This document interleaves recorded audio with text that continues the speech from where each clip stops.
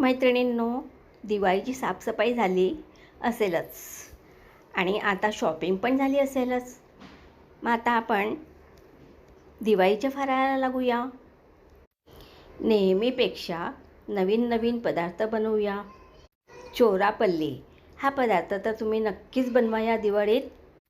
मी 1 वाटी बेसन आणि पाऊण वाटी उडदाचं पीठ घेतलं आहे. आणि हा व्हिडिओ बघत असताना तुम्ही नक्कीच माझ्या चॅनलला सबस्क्राईब करा. दोन्ही पीठं एकत्र केलीत.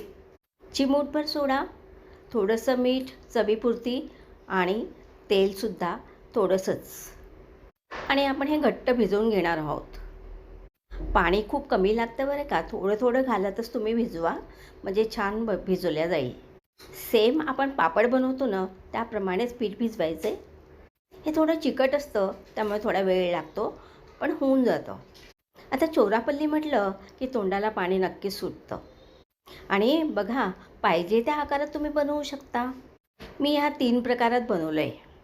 याचा मसाला मस्त तिखट चाट मसाला आणि आवडत असेल तर आमचूर पावडर, जरासा मसाला, जरासं जिरपूड, वाव.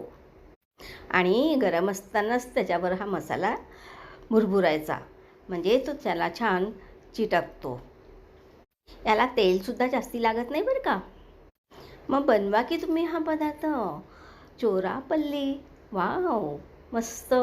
बघा, खाण्यास खूप मज्जा येते. मग अशीच छान रेसिपी घेऊन परत येते. तोपर्यंत बाय.